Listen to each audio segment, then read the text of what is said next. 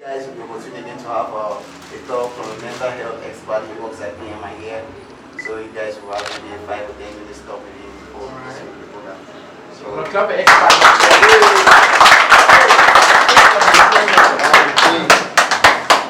Okay, good afternoon everyone.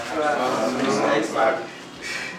It's a pleasure being with you guys. I've got Romeo and I have a BSc in Nursing Sciences and also work as a nurse at the Hospital, that's a PMI. So today we'll be giving some highlights on mental health. Actually, most of us usually hear about mental health, but we don't know actually what mental health is. Mental health, we say, it's a state of mental well-being that enables people to cope with the stress of life, realize their abilities, learn well, work well, and contribute to their communities.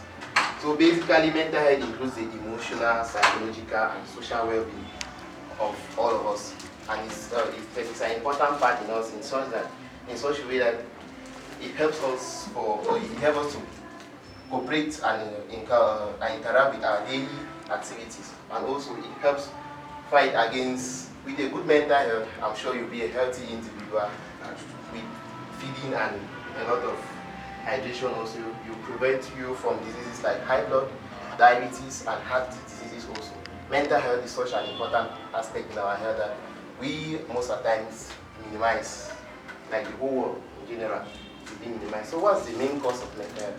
Actually, there is no main cause of mental health, but usually there are several different causes. For example, it could be experience from what you saw something happen. It could be child abuse, it could be trauma, it could be sexual harassment, it could be witnessing violence, it could be use of drugs, it could be having the feeling of loneliness or isolation. So now I would like us to talk on some few signs of mental health disorders. Now we have a change in behavior.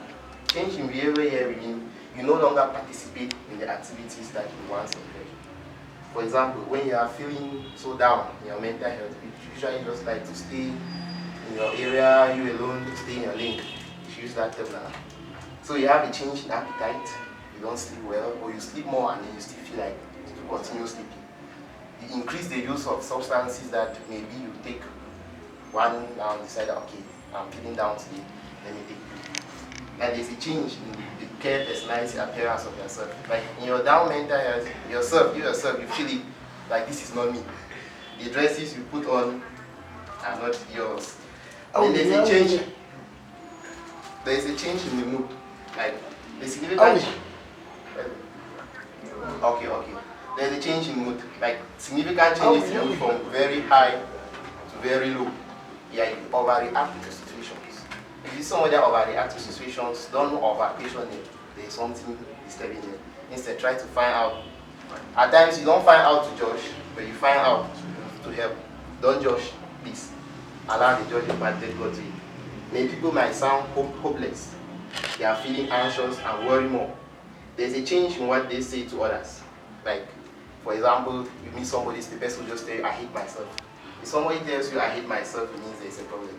Like, I'm messing up every time in my life, there is a problem. What is the point? Like, just say, let's do this, but what is the point of doing this? I just feel like dying. There's a problem.